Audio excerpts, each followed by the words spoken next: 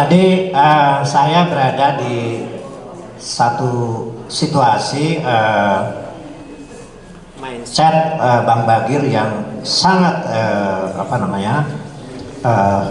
narasi akademis yang ada dalam teks, dan saya banyak tadi mendengarkan tentang makna dari konstitusi kita itu yang relatif baru, dan kemudian Bang Laude memberikan challenge di abad yang entah kapan bangsa ini bisa menguasainya. Yang saya ingin kemukakan karena waktunya sudah sangat singkat adalah mengapa dunia ketiga, bangsa-bangsa negara sedang berkembang, termasuk Indonesia, tidak bisa keluar dari trap sekularisme yang dulu Cak Nur, sekularisme, kemudian modernisme dan westernisme.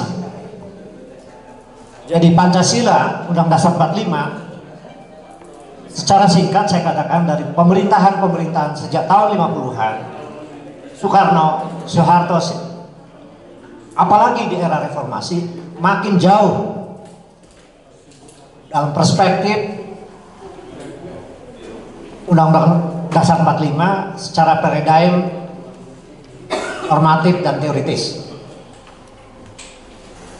Jadi Bang Bagir, ada tantangan, kalau tadi digital, ada tantangan struktural dari dunia ketiga umumnya dalam jebakan Western Web Civilization.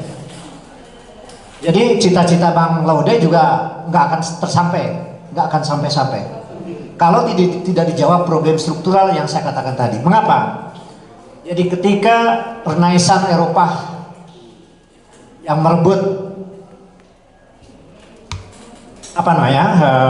mindset umat Islam dengan segala kemajuan peradaban dan ilmu pengetahuan, tapi dia dibakar buku-bukunya, tapi esensinya diambil, tetapi secara instrumental. Jadi fundamentalnya yang disebut dengan tauhid, moral, akhlak itu ditinggalkan karena Renaissance waktu itu mengambil prinsip Konsili Vatikan II, yaitu bahwa panjang tentu saja uraiannya. Rekonsili Vatikan II gereja Katolik khususnya, tapi juga diikuti oleh Protestan, menganggap bahwa setelah Galilei akhirnya meninggal di penjara sampai mati, musuh umat manusia itu adalah agama, dalam pengertian otoritas agama, bukan jadi otoritas gereja dianggap sebagai penghalang kemajuan ilmu pengetahuan digital yang bertauhid dan berakhlak. Ini mengalami kesulitan di Indonesia ini karena dua hal. Satu, sejak kemerdekaan sampai hari ini, yang ekonomi, ternyata kita di fait accompli oleh aliran, terutama sejak Pak Harto sampai hari ini, aliran modal asing. Memang itu adalah kapital finansial, tapi di balik itu ada paradigm yang terus-menerus dipaksakan oleh pihak asing, dan sekarang ada proxy atau komprador atau agen pejabat penting Indonesia yang secara aktif membawa misi dari transformasi kapitalisme, sekularisme, dan materialisme itu. Salah satu buktinya bahwa RUU HIP, RUU Haluan Ideologi Pancasila, yang ketua pansusnya adalah Oneng, Rike, di dalamnya akan menghapus ketuhanan Yang Maha Esa, menjadi Trisila. Setelah ada reaksi dari berbagai tokoh, termasuk umat Islam, kemudian mundur. Tetapi esensi dari keinginan menghilangkan Pancasila, ketuhanan Yang Maha Esa dalam Pancasila, yang intinya adalah tauhid, tidak berhenti. Lalu sekarang RUU BPIP masih mengandung sebuah gerakan yang ingin menghilangkan ketuhanan Yang Maha Esa. Sebenarnya ini adalah kulminasi saja dari proses yang lama sekali, di mana ada lapisan elite Indonesia yang memang menghendaki sekularisme. Sekarang udah ada undang-undang, bahkan diawali oleh Permendikbud nomor 30. Isinya adalah bagi orang yang berjuang untuk kegerakan keluarga, ya, ada sejumlah berbagai ormas Islam dengan gerakan keluarga, itu lebih menenggang suka sama suka di dalam hubungan intim daripada menghindari zina. Itu Permen 30, dan sekarang ada di dalam undang-undang kekerasan seksual itu, PPKS, sudah diundang-undangkan. Adalah prinsipnya adalah sexual concern namanya. Itu adalah awal sekularisme lebih sangat fundamental di Eropa, yang ada gerakan free sex yang sangat masif. Dan sekarang Barat atau Eropa dan Amerika lagi kebingungan karena dalam struktur sosial mereka, menurut UNDP, sudah 70% keluarga itu adalah single parent. Bahkan sebagian besar anak-anak mereka diurus di panti asuhan. Apa yang terjadi? Terjadi declining IQ. Karena anak-anak mereka hanya diurus atau seorang ibu, bapaknya ada yang mengaku sudah 300 perempuan ada di mana-mana, dan memang sudah begitu. Nah, sekarang lagi masuk ke Indonesia. Bahkan dengan undang PPSK, saya dengar mereka akan sedang menyusun, akan menghapus undang-undang pernikahan. Karena dianggap ini menghalangi kebebasan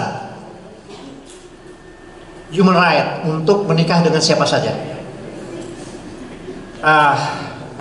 Jadi gerakan sekularisme ini yang akan menghalangi peradaban digital yang bertauhid dan berakhlak, karena mereka meyakini peradaban Barat yang berbasis sekularisme, yang di Barat sendiri lagi declining, meyakini adalah ingin, bahkan sebuah partai terbesar ya sekarang ini pelopor dari undang-undang PPSK itu.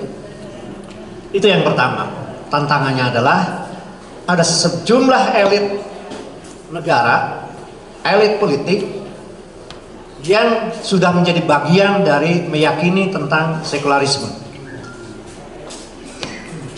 Satu. Yang kedua, kesulitannya transformasi demokrasi ekonomi adalah sejak awal kemerdekaan kita sudah dibebani utang Belanda yang ditransformasikan menjadi utang Indonesia, dan kemudian pada saat KMB, kemudian tahun 50-an memang ada transformasi modal asing masuk, tapi zaman Pak Harto terjadi besar-besaran baik utang maupun investasi asing, tetapi agak diimbangi oleh rezeki nomplok minyak bumi, karena kita mengalami rezeki nomplok dari $1 sampai $36, sehingga Soeharto dianggap bisa melaksanakan beberapa prinsip Undang-Undang Dasar 45 karena punya uang sendiri, walaupun modal asing kemudian juga menciptakan konglomerasi pada akhirnya.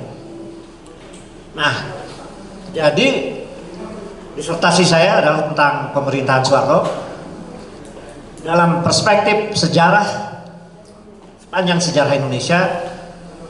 Relatif Soeharto lah yang bisa melaksanakan beberapa prinsip pembukaan maupun pasal-pasal baik 33, belum 34, 27. Memang di era reformasi 34 itu menjadi undang-undang SJSN lalu menjadi undang-undang BPJS Kesehatan, BPJS Ketenagakerjaan.